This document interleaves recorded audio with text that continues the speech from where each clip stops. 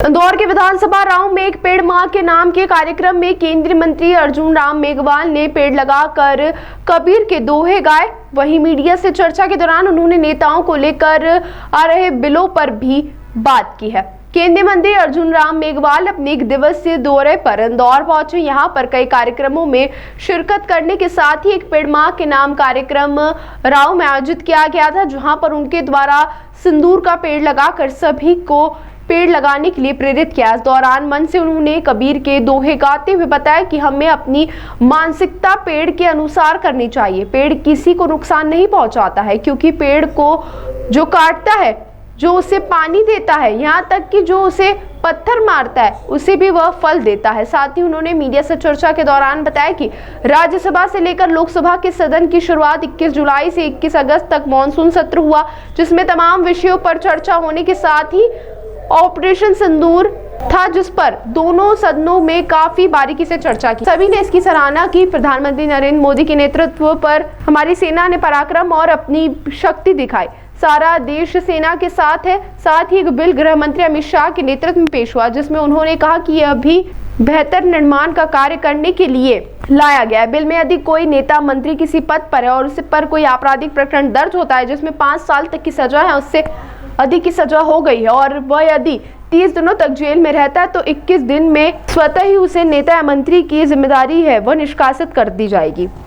लेकिन विपक्ष इस बिल को पढ़ नहीं रहा, केवल विरोध कर रहा है, जबकि यह बिल काफी अच्छा है। अभी जो हमारी सदन की कमेटी होती है उसमें यह बिल रखा गया और वहां से पास होने के बाद आगे की कार्रवाई इसमें होगी। उन्होंने दिल्ली के मुख्यमंत्री अरविंद केजरीवाल का भी उदाहरण दिया। उन्होंने कहा कि जेल में रहने के बाद भी वह कई दिनों तक पद पर रहे और इसी के लिए यह बिल लाया जा रहा है। इंदौर के मीडिया के मित्रों को मेरा नमस्कार। इंदौर के मीडिया के मित्रों को मेरा नमस्कार। देखिए, संसद का मानसून सत्र 21 तारीख को समाप्त हुआ। संसद का मानसून सत्र 21 तारीख को समाप्त हुआ। 21 जुलाई को प्रारंभ हुआ था, 21 अगस्त को समाप्त हुआ अनिश्चितकालीन। उसके बाद मेरा पहला ही प्रोग्राम यहाँ इंदौर में। ऑपरेशन सिंदूर पे संसद में, लोकसभा में भी चर्चा हुई और राज्यसभा में भी चर्चा हुई और शानदार चर्चा हुई। ऑपरेशन सिंदूर के माध्यम से सेना ने देश का मान और सम्मान बढ़ाया। प्रधानमंत्री जी नरेंद्र मोदी जी ने शानदार नेतृत्व दिया। इसकी चर्चा शानदार हुई और पहला ही कार्यक्रम उसके बाद मानसून सत्र की समाप्ति के बाद इंदौर में मेरा सार्वजनिक कार्यक्रम और यहाँ भी सिंदूर का पेड़ लगाने का मुझे सौभाग्य मिला। तो इससे बढ़िया बात और क्या हो सकती है। मतलब आज से संसद में एक बिल भी पेश हो रहा है जिसमें मंत्री और जो मुख्यमंत्री उनको नहीं, वो बिल जो है वो हमारे गृह मंत्री अमित शाह जी ने पेश कर दिया और वो अभी हमारी जो ज्वाइंट पार्लियामेंट्री कमेटी है उसको जाएगा।